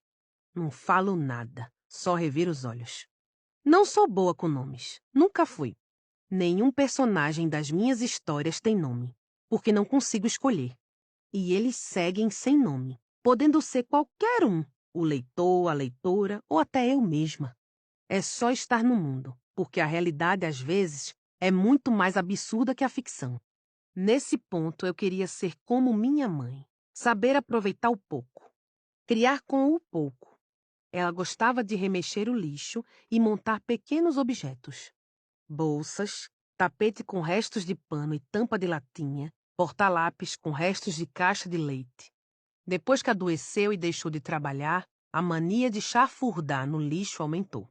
Era vergonhoso vê-la assim, mexendo na sujeira, embora no fundo eu gostasse de vê-la transformando o que era inútil em coisa de valor. Relíquias, como ela dizia. Ela era uma artista e não sabia. Eu também não sabia dizer. A gente trocava o mínimo de palavras, porque toda conversa acabava voltando para o fato de eu ainda não ter aceitado Jesus e que eu precisava me arrepender dos meus pecados. Então, às vezes eu só ficava silenciosa, observando ela fazer suas coisas. 29. Acho um saco dar aula. Então enrolo e faço as coisas do jeito que eu quero. No fim das contas, a diretora só quer mesmo que os alunos passem de ano. A gente pede os trabalhinhos e pronto. Ela nunca aparece na escola e só vem para as reuniões de alinhamento. Ou seja, para brigar e dizer que a gente tem que fazer do jeito que ela quer, porque como ela faz questão de ressaltar, cobram dela. Os meninos estão se lixando para a escola. Só vêm para comer essa merenda de merda e beber água potável de graça, porque lá em Guaiúba falta muita água. Toda terça e quinta é certo. Não dou aula de gramática. Pulo logo para a literatura, que acho mais interessante. Às vezes eles se empolgam em me ver sentada no birô branco da sala com as pernas cruzadas, lendo uns versos do Pessoa ou contando a história do psicopata do Bentinho. É isso que dá ficar com um boy ciumento. Digo e eles acham graça. Tem vezes que consigo ser uma professora divertida. Na maioria das vezes estou mais fúnebre e falo da Emma Bovary, minha personagem preferida. Falo de como ter uma criança pode ser a desgraça de toda mulher, olhando no olho de cada menina na sala como um aviso. Reforço que a Emma ficava presa. Não podia nem ler porque era considerado perigoso. Perigoso? Eles perguntam. Perigoso, porque as mulheres começam a ter ideias, a questionar e desejar outra vida que não é a que eles oferecem, a que eles propõem. Eles quem? Os homens. Sempre os homens. Revira os olhos. Olha só, meninos, não se tornem homens escrotos. Façam-me o favor. Eles ficam com os olhos arregalados, meio sem entender, mas sentindo a raiva em mim. Tem vezes que perco o controle e misturo ficção e realidade, porque elas são assustadoramente parecidas. A Emma quis jogar a filha na parede para morrer. Nossa, que cruel, professora! Quem faria isso com uma criança inocente? Uma garota que sentava na primeira fileira um dia perguntou. Qualquer pessoa, qualquer mãe, você ainda não sabe nem entende o peso que é viver. E viver sendo mulher, garota. 13 mulheres são assassinadas por dia no país. A maioria é morta em casa, e muitas delas por arma de fogo do próprio companheiro. Esses que a justiça solta, alegando que apenas defenderam sua honra. Na realidade, não é com Emma Bovary que você deve se preocupar. Andem, abram o caderno e escrevam uma redação sobre a violência contra a mulher no Brasil. Procurem dados, fotos, vídeos, documentários. Vocês têm que acordar de uma vez por todas e perceber o mundo em que estão vivendo. Eles abriram o caderno assustados, sem conseguir me encarar. Os mais atrevidos tinham coragem de cochichar com o colega do lado. Deviam dizer que a professora era louca. 30. Eu finalmente descobri como fazê-la falar sobre o José. Já tinha deixado tudo preparado. Remedinho e mamadeira com água dentro da bolsa. Peguei a menina no colo, coloquei a mochila nas costas e deixei um recado. Quando você decidir me dizer alguma coisa sobre o José, pode ser tarde demais. Gostei de dizer José e não meu pai. Escrever seu nome foi o mais próximo que tinha conseguido chegar dele. Pegamos o ônibus no terminal de Parangaba. Estava cheio, mas subi pela frente e me deram a cadeira preferencial. São pequenos atos que nos fazem perceber que somos mães. Esse era um deles. Mesmo assim, a sensação de pertencimento não vinha. Desci do ônibus e caminhei por aquelas ruas com a menina no braço até alcançar a ponte. Ela parecia confortável no meu colo. Subi no espigão abandonado e segui. As ondas batiam na madeira em decomposição. Os garotos cheirando cola me olhavam, assustados, provavelmente pensando quem era aquela mulher. A frieza do mar arrepiava meu corpo e o da menina. Só havia os garotos ao longe, não se importando com nossa presença ali. Chegamos ao final da ponte e desci. A maré estava alta. As ondas batiam nas pedras, ainda mais forte do que na madeira. Os pingos iam para todos os lados. Sentei a menina na pedra grande, percebi que já estava durinha, se sustentava reta, sem cair. Se minha mãe tinha sido capaz de me enganar a vida inteira, me esconder um pai, mentir sobre meus avós, arrancar de mim as raízes, eu também era capaz de muito mais do que ela imaginava. Não sou de brincadeira, não tenho senso de humor. O telefone tocou. Ouvi aquela voz desesperada e não entendi nada. Pedi para ela falar devagar. Disse que só queria saber um pouco sobre ele. Nada demais. Era um preço justo. Uma troca. Ela começou a chorar no telefone. Perdi a paciência, me levantei e então escutei. Eu te falo sobre o José. Antes de desligar o celular, coloquei o aparelho no viva-voz e deixei ela ouvir o barulho do vento, das ondas. Coloquei a menina no colo. Vamos voltar para a ponte? Antes que ela dissesse mais alguma coisa, desliguei. 31. Imaginei que minha conversa com ela seria demorada quando eu voltasse com a menina. Então, segui o exemplo de uma colega de trabalho. Quando os filhos eram pequenos, ela colocava remedinho para eles dormirem e ela passara a noite toda dançando no forró. No outro dia, as pragas acordavam vivinhas. Nunca tiveram problema. As crianças eram maiores, ok. Um tinha 4 anos e o outro 7. Então, era só dar uma dose menor. Talvez assim a menina me deixasse dormir uma noite toda. Cheguei com a menina dormindo no meu colo. No fundo, eu sabia que ela ia ligar e salvar a menina, porque depositava nela toda a esperança de que um dia eu me convertesse, de que a menina fosse nossa redenção. Todo mundo tem que se apegar a alguma coisa para continuar vivendo. O que você fez com a menina? Pelo amor de Deus! Nosso Senhor, graças a Deus, a menina está viva. Sua excomungada, o que você ia fazer com ela? Calma, ela está só dormindo. Coloque ela no berço e volte aqui, que agora a gente vai conversar sobre o José. A menina está gelada, meu Deus! Podia ter morrido, o que eu ia fazer? Virar do anjo, não quero nem pensar. Não é você quem diz que criança quando morre vai logo para o céu sem pecado? E nem é julgada? Eu ia fazer um favor para ela. Vira essa boca pra lá, sua endemoniada! Vira essa boca pra lá! Disse, apertando a menina, caída num sono da bela adormecida com a ajudinha do Muricalme. Bora que minha paciência está acabando. Coloca logo ela no berço antes que eu faça uma besteira. Outra? Outra. Muito pior. Ela voltou. Viu que eu não estava brincando. Anda, desembucha. Cidade do interior não tem muita coisa para fazer. De tardezinha, o povo vai tudo para a calçada. Eu gostava de ir para a rodoviária, sentar num banco e ver os ônibus indo e vindo até o sol se pôr. Bora, não enrola. Eu sonhava com o dia que iria embora dali, para estudar na capital. Era pobre, não tinha dinheiro nem para passagem. Na época, 7,50. Não sei que dia, não sei como, o José notou aquela garota toda tarde sentada no mesmo banco, com os olhos perdidos no nada, e veio falar comigo. Ele era um homem feito. Eu quis ignorar. Não é bom falar com estranhos. Mas ele passou a se sentar comigo sempre, a jogar conversa fora, e aos poucos deixou de ser um estranho. Onde é que ele morava? Não sei, nunca soube. Sua mentirosa! É verdade, minha filha. Tenha paciência. Eu vou lhe contar tudo o que sei. Tenha paciência. Então continue. Por hoje basta, por favor. Só por hoje. Tenha piedade. Não é fácil contar. Agora deixa eu cuidar da menina, ver se ela está bem. Amanhã, quando ela acordar, eu conto. Prometo. 32. Eu poderia obrigá-la a falar tudo de uma vez, já que tinha cedido, mas decidi que agora queria que ela me contasse cada detalhe bem devagar. Depois de tanto tempo de tortura chinesa, eu era a menina do conto de Clarice. Queria gastar a felicidade aos poucos. Capítulo por capítulo, como num livro.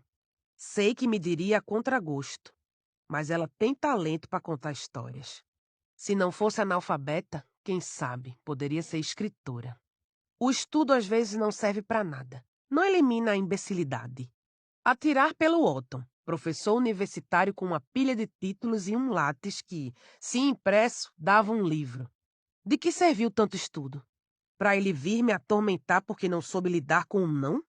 No pós-doc, não lhe ensinaram a lidar com rejeição e a saber que a vida não gira em torno do seu pinto? Uma vez minha mãe me perguntou o que eu tinha visto nele e como eu consegui ficar com um homem tão velho assim.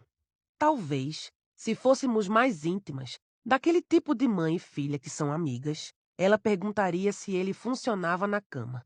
Eu responderia que sim, funciona muito bem. Mas acabou todo o tesão por ele no dia em que me disse na cama que queria ser pai de novo comigo. Que eu era nova, saudável e a gente podia ter muitos filhos ainda. Que estava perto de se aposentar, ia cuidar deles enquanto eu estudasse, fizesse doutorado, eu só precisava parir. Cretino! Como se eu fosse um repositório de esperma. Pensava isso porque não era ele quem ia parir. Filho é o caralho! Não me importam seus títulos, seu dinheiro, sua obsessão por mim. Filho nunca mais.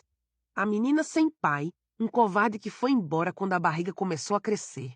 Daí ter outra criança, que em breve veria o pai ficar gagá, virar criança de novo, mas uma criança para eu cuidar, sabe-se lá quando ia morrer, não quero de jeito nenhum.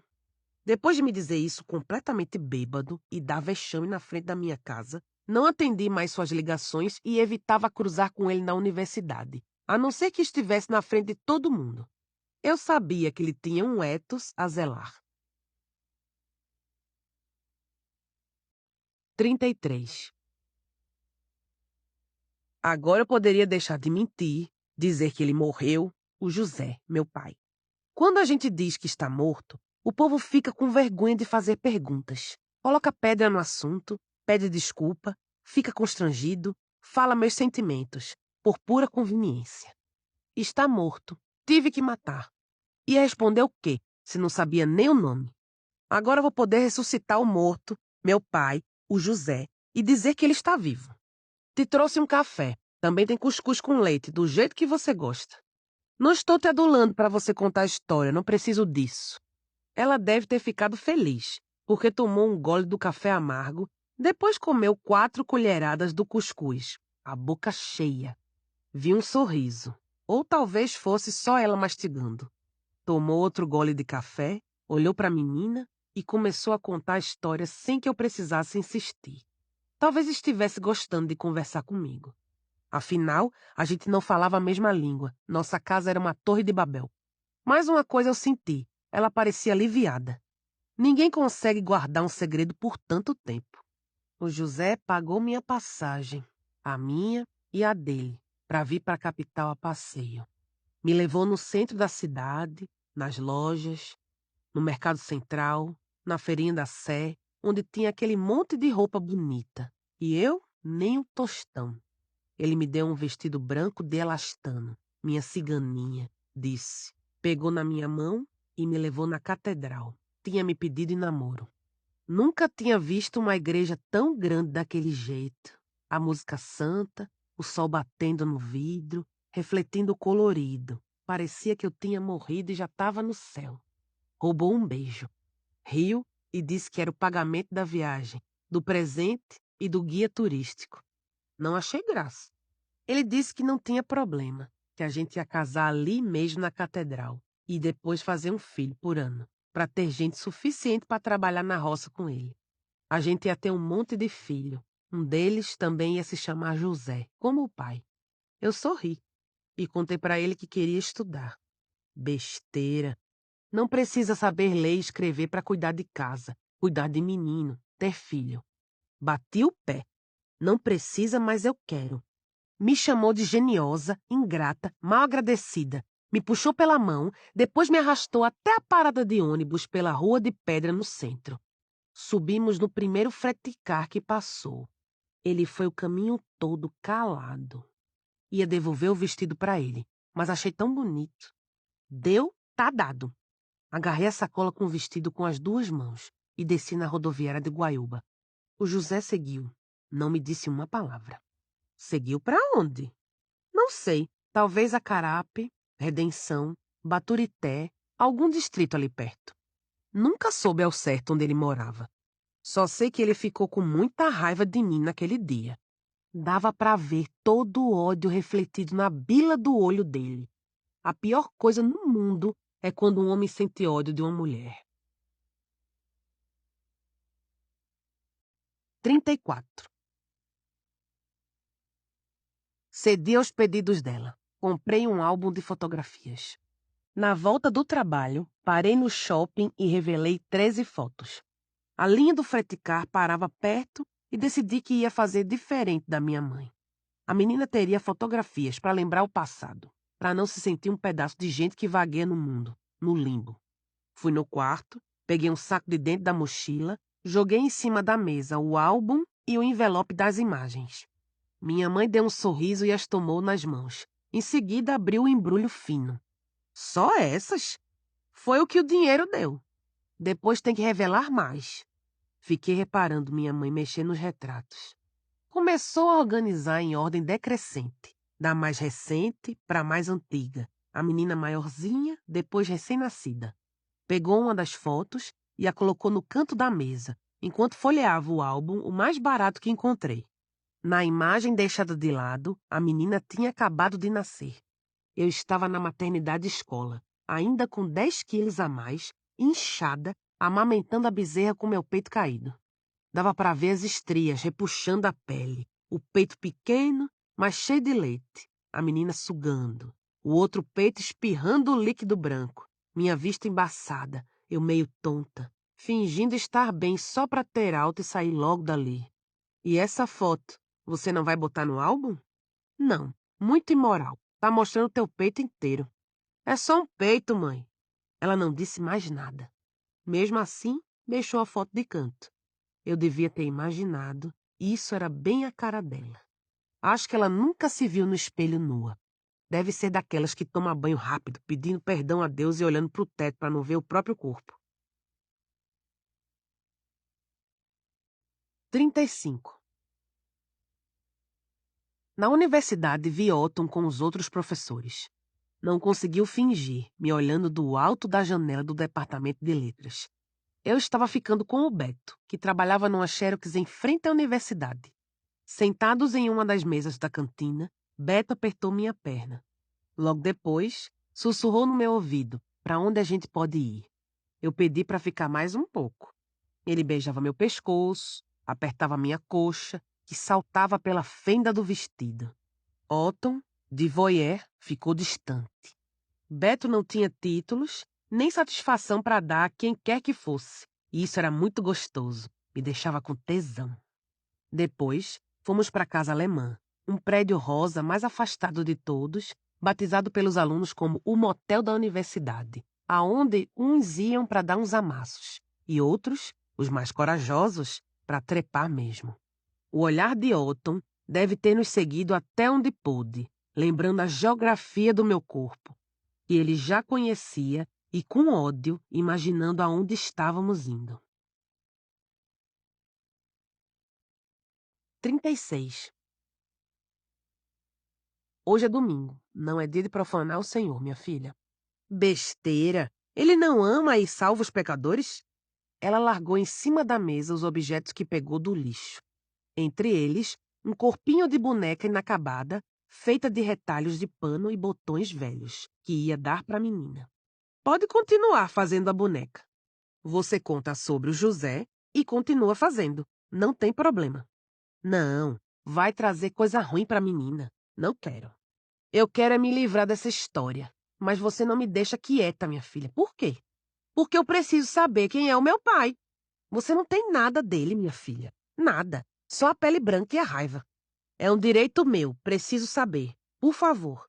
Ela me olhou com espanto e me assustei com o que disse. Baixei os olhos, tentando disfarçar meu constrangimento. Se é o que você quer, minha filha. Deu um suspiro triste, baixou os ombros e voltou a contar. O José ficou uns dias sem aparecer. Depois, a raiva passou e ele me procurou. Eu estava com o vestido branco que ele me deu. Falou que eu estava bonita. Quis me dar outro beijo. Não deixei. Reparou na cor da minha calcinha. Deus tenha misericórdia. Disse que o cabelo volumoso e armado que eu tinha era bom de puxar na hora de fazer aquilo. Disse com um bafo de cachaça na minha cara que a gente ia casar na catedral, que eu ia ver, que todo mundo ia ver que eu ia ser dele. Eu me afastei e disse que não queria mais, que não queria ele daquele jeito, bêbado. Ele riu e falou que eu ia ser dele de um jeito ou de outro, que eu não esquecesse disso. Dessa vez, as palavras dela tropeçaram num choro e eu senti vontade de lhe dar um abraço. Por hoje é só. Depois você me conta o resto. Ela me olhou surpresa. Só mais uma pergunta. O que você fez depois disso? Não tinha muito o que fazer, respondeu enxugando as lágrimas. 37. Cheguei em casa, comi o resto do cuscuz diretamente da panela. Peguei na menina com as mãos sujas, minha mãe brigou e mandou eu me lavar. Eu vinha da rua. Tirei a roupa e fiquei em cima da cama, esperando a hora em que ela brigaria comigo de novo. O celular vibrou. Abri o e-mail. Pensei que fosse alguma cobrança da pós ou mais um aviso de cadastramento de uma banca de defesa. Era o anúncio do falecimento do Otton. Coitado! Nem pôde aproveitar a aposentadoria e o afastamento da universidade. Faltava pouco. Não ia demorar muito. Fiquei imaginando a causa da morte, omitida no e-mail. Adorava sua biblioteca enorme. Era meu refúgio, quando passávamos as tardes na casa dele, conversando sobre Sartre, Blanchot, Agamben. Era um homem culto. Era gostoso quando a gente trepava, mas sempre perto de terminar eu achava que ele ia morrer. Era por isso que eu gostava tanto dele. A vulnerabilidade diante do meu corpo, o pouco tempo que ele tinha, a morte iminente. Foi de manhã, depois de vê-lo tomando meia dúzia de remédios na cozinha, com a mão no coração, que decidi. Eu só ia me relacionar com um homem assim como ele, que não tivesse como me fazer mal. O Beto era só uma distração. Eu queria mesmo era causar ciúmes e fazer o Otton esquecer aquela ideia idiota de ter filhos. Li de novo o e-mail, custando a acreditar naquilo. Pensei em ir ao velório, mas logo mudei de ideia. Não era assim que eu queria me lembrar dele. Mudo, sem ler poesia para mim, sem as rugas ao redor dos olhos quando sorria, com aquela maquiagem fúnebre, ridícula, o terno que ele odiava e rodeado de flores mortas. Chorei, sozinha, constatando que minha vida era um inventário de perdas. 38. No testamento, ele deixou os livros para a biblioteca da pós. Já devia saber que ia morrer. Fiquei melancólica com a morte dele. Tirando os excessos com a bebida, ele era inofensivo, uma boa pessoa. Caso contrário, tinha matado em vez de morrer. Mas falo isso só porque estou triste. Defender homem não é comigo. Sei do que são capazes. Entrei na biblioteca e fingi olhar as obras nas estantes. E esses livros aqui nessas caixas? São do professor Otton, que morreu. Chegaram hoje e ainda não estão catalogados. Mas na semana que vem você já consegue pegar. Posso só dar uma olhadinha? Claro. Vasculhei os livros, meio empoeirados. Espirrei e, finalmente, entre exemplares e caixas, encontrei aquele do Pessoa, que ele lia para mim. Abri a capa e vi um haikai que ele escreveu a caneta tinteiro na última noite que ficamos juntos. Pernas, braços, corpo, pontes para o infinito, amor sem lei. 39. Andamos até a mercearia do Zé. Minha mãe queria ser a primeira a pegar as frutas recém-chegadas. Carregava a menina encaixada no quadril direito. Foi bonito ver as duas assim, feito bicho, coladas, como se a carne de uma fosse o prolongamento da outra. Minha mãe tinha escoliose e vez ou outra reclamava da dor, mas quando estava com a menina, esquecia. A dor ia embora e eu via que estavam felizes, as duas. Não me olhe desse jeito, filha. Isso não é jeito de encarar a mãe. Hoje não tá doendo tanto. A culpa não é da menina. O trabalho arregaçou minhas costas, esgarçou meu lombo. Depois de tanto tempo trabalhando como empregada, agora eu só cuido dela. Apressou o passo para não ouvir minha reclamação, tombando na rua mal asfaltada, tropeçando na própria saia longa com a menina no braço. Entrou na mercearia. Vou ficar aqui fora, não gosto desse homem. Mas que implicância a sua. Vem com a gente. Dia de quarta, quem fica lá é a mulher dele. Entrei e peguei logo a banana madura. Cheirei antes de colocar na sacola, meu ritual onde quer que eu esteja. Veio a lembrança do Otton, cortando as frutas pra gente no café da manhã. Banana, maçã, manga, kiwi, suco de laranja. Perguntei se ele sempre tinha sido esse homem fitness, ou se era para compensar a bebida e aliviar a consciência. É difícil manter a compostura comigo. Mas ele se limitou a responder que há alguns anos tinha mudado os hábitos alimentares e corria todas as manhãs no calçadão, depois que tomava banho no mar. A bebida era apenas um hobby de final de semana. Incrível como o ser humano gosta de se enganar. O Rui, da secretaria, me contou que na autópsia, além do derrame, deu princípio de cirrose.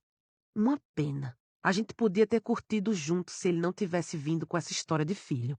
Deus me livre! Bati na boca 3 vezes. Que droga! Esse negócio de enfiar Deus em qualquer frase pega. Foi quando tirei o olho das bananas e afastei o pensamento de Otton que vi aquelas mãos segurando a menina. Ela, do lado, ingênua demais para enxergar o diabo na frente. Era o Zé, em carne e osso. Nada da mulher. Era ele mesmo tocando as perninhas roliças da menina, babando feito bicho-papão. Fingia brincar com ela, para acostumá-la com a mão quente, gerar confiança, mesmo a avó por perto, espreitando e provando o gosto, para, no futuro, tocar seu corpo crescido, como fez comigo. Arranquei a menina dali, muito mais do que transtornada. Ah, com ela não. Ele não ia fazer isso. Se fosse preciso, eu tocava fogo naquela bodega maldita e mostrava com quem ele estava mexendo. Não tinha mais cordão umbilical, a menina não mamava mais. Era a raiva agora que passava para ela, de mãe para filha. Não foi o parto, não. Não foi a contração, não. Não foi dar o peito, não. Foi a raiva que me tornou mãe. Avó. Se a maternidade é o próprio sacrifício, o destino de uma filha é a culpa que jamais poderá ser resgatada. Milan Kundera. 40. Tentava escrever quando a cantoria começou na cozinha. Louvores com o barulho da louça, do apito da chaleira. Ela cantava a capela. A palavra neve saiu da sua boca e veio parar no meu papel, intrometida, que nem quando eu disse Deus me livre. Mesmo cética, descrente, sem acreditar em nada do que ela dizia, nessa doutrinação de cada dia que havia de acabar. Fui até a cozinha e chutei a cadeira. Ela tomou um susto. Desceu do céu e deu de cara com a porta do inferno. Minha expressão de ódio com o dedo apontado para ela. Essa tua religião não serve para nada. Não cura, não protege, não salva. Cuidado com a língua, minha filha. Da boca procede bênção e maldição. Não tropece na palavra. Você está cega. Sabia que você entregou sua netinha querida na mão de um molestador? Ele ali se deliciando com a menina, de pau duro, um pedaço de carne como qualquer outro que ele vende naquela bodega imunda. Um dia eu toco fogo naquele lugar. Pelo amor de Deus, minha filha, não diga isso. Digo sim, digo mais. Você precisa descer desse púlpito e enxergar a vida como ela é, porque tua fé inútil não vai te salvar. Não me salvou, não salvou minhas mãos de ter que masturbar aquele velho imundo até ele gozar nos fundos daquela bodega maldita, quando você estava muito ocupada e me mandava comprar as coisas. Ah, não quer ouvir? Quer viver no teu culto eterno? Venha para a terra, que isso é só o começo e você não sabe da missa um terço. Sabe essa marca aqui no meu peito? Essa cicatriz? Não foi a menina. Bem que eu queria. Bem que eu queria que ela não tivesse vindo para esse mundo desgraçado para sofrer. Eu te disse. Pode ficar calada, agora é a minha vez de falar. Daqui a pouco você fala, mas agora vai ouvir tudo que está entalado aqui dentro. Sabe quando encontrou sangue na minha calcinha e achou que eu tinha menstruado com 11? Ah, não quer saber? Melhor viver alienada, né? Melhor não saber se esconder na muleta da fé que nunca salvou ninguém de estupro, que nunca salvou ninguém de fome, porque nem só de pão vive o homem. Eu li, eu sei. Não adiantou de nada eu ler? Não entrou no coração? Jesus me ama? Ok. Morreu na cruz por mim? Ok. Ele e o Pai? É isso mesmo. É justamente onde eu queria chegar, pois já perdi a paciência faz tempo. Vamos? Desembucha, sua mentirosa. Eu quero saber logo a história toda do José. Me privou a vida inteira de saber quem era meu pai. Eu tenho direito, sabia? Fala logo e para de me enrolar. Estou preparada. Desembucha que eu quero logo saber do tipo de homem que ele é. Agora vai chorar? Fugir? Ah, não vai não. Não vai mesmo. Peguei a cadeira que eu tinha chutado, coloquei no lugar e disse: senta aqui e me conta. 41. Solta a menina! Você está machucando ela. Por favor, não faz nada com ela, nem com você. Vocês duas são tudo o que eu tenho. Se você quer mesmo saber, eu conto. Eu nunca contei nada do teu avô e da tua avó porque eu fui jogada numa lata de lixo. Meus pais adotivos eram brancos e me pegaram para ser a empregada da casa. Nunca me deixaram estudar.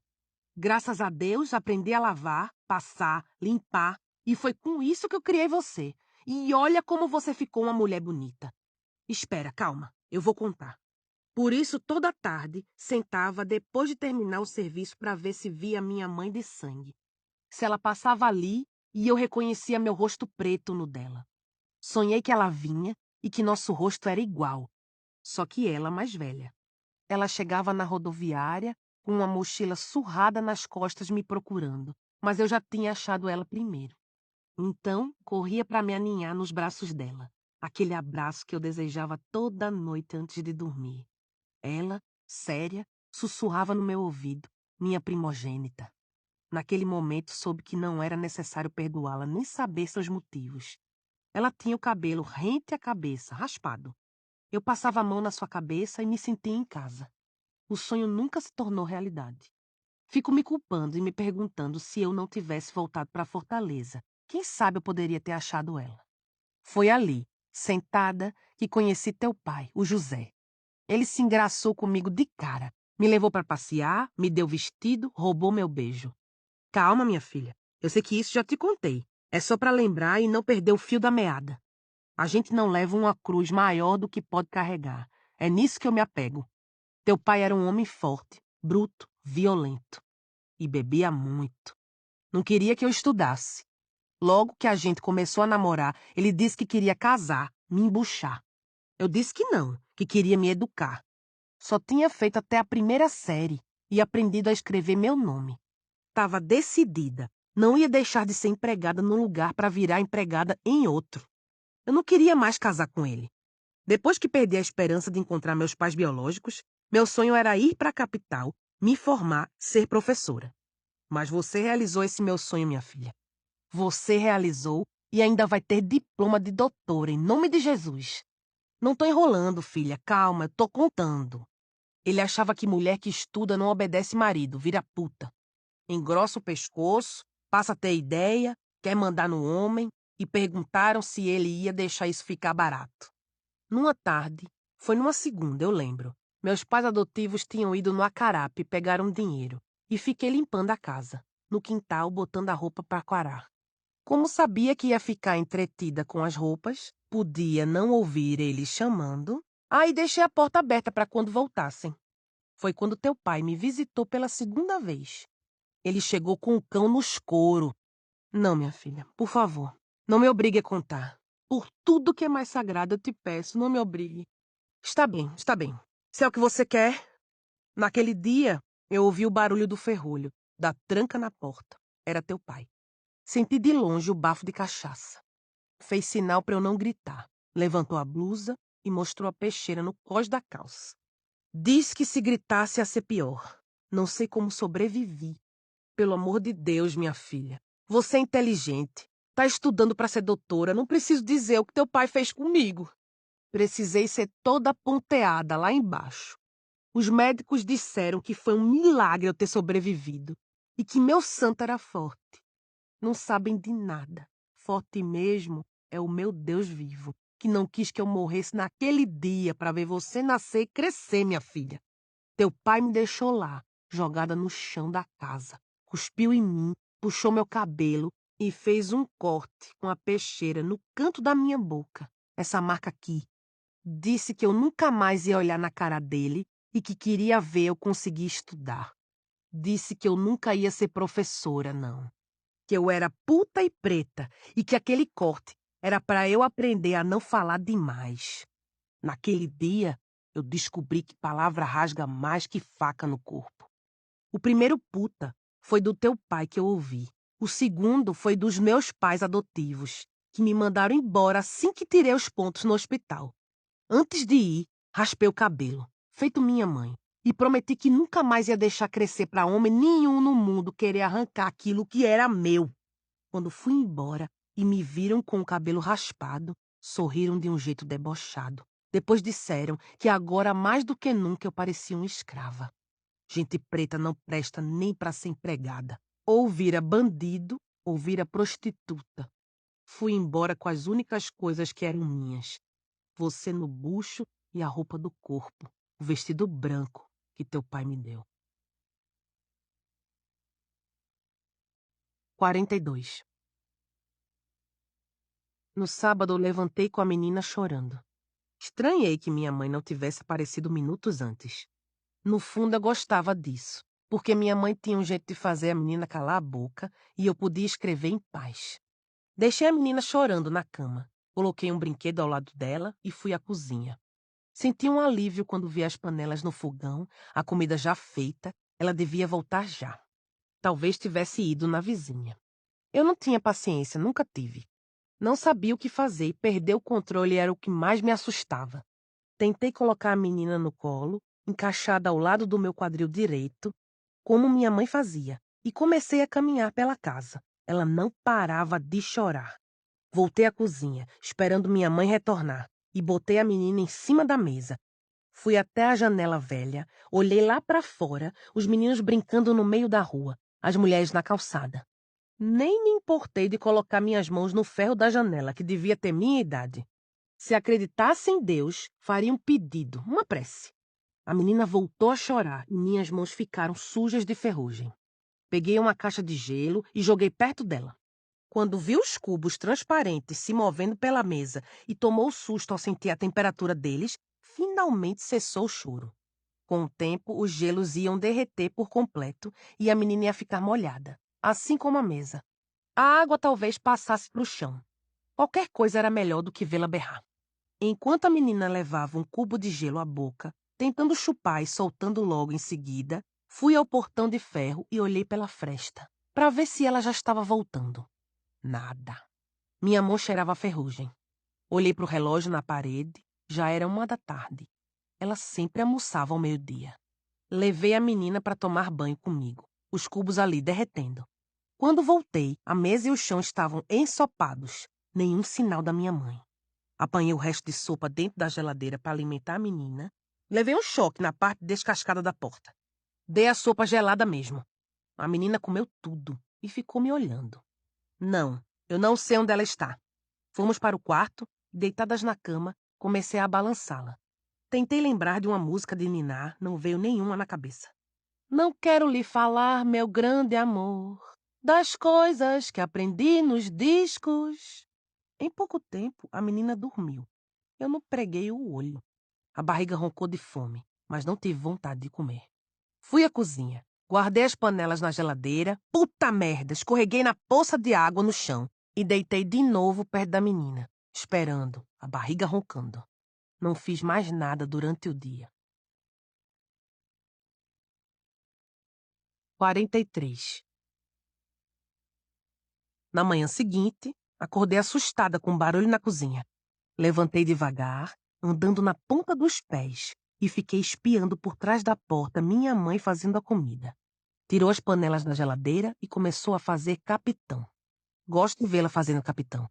Ela cata no fundo da panela um pouco de arroz, feijão, queijo, cuscuz, amassa, soca bem, aperta com uma das mãos, com a outra, com as duas, até cada resto de comida perder a forma, a consistência, deixar de ser caroço, virar comida da infância, lembrança, capitão.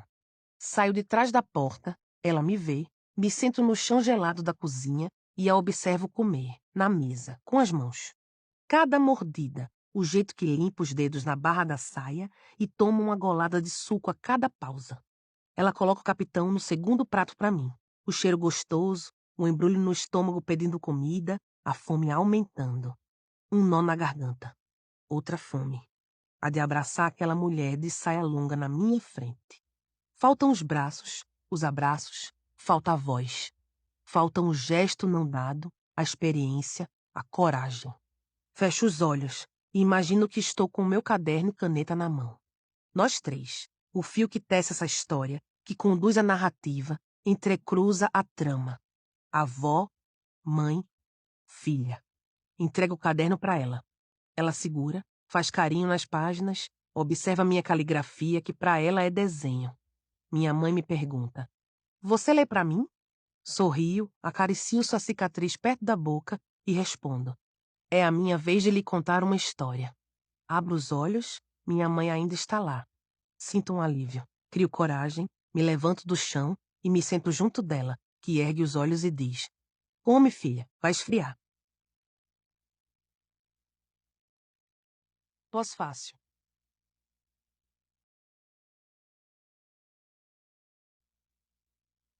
As Filhas Primitivas. Natália Timmerman.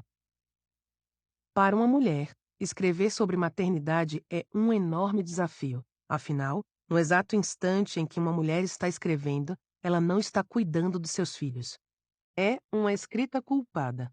E uma das epígrafes de A Filha Primitiva remete ao sacrifício que, para sentar-se diante de uma página em branco, ao menos por alguns instantes, uma mãe precisa fazer. Pois uma mãe é sempre também uma mulher, que já dizia Simone de Beauvoir, não encontra nas funções de engendrar e aleitar uma afirmação da sua existência, e sim a passividade de suportar seu destino biológico. Neste livro, Vanessa Passos narra com vigor e crueza esse destino. Expõe com coragem o valor do sacrifício que sua protagonista, sem nome, não gostaria de ter feito. E a ausência de nome, aliás, designa todas as mulheres do livro, como se a sina de uma fosse de fato a das outras. De certa forma é. Mas há traços específicos que justificam mais uma vez que a protagonista, sua mãe e sua filha não tenham um nome dentro da narrativa.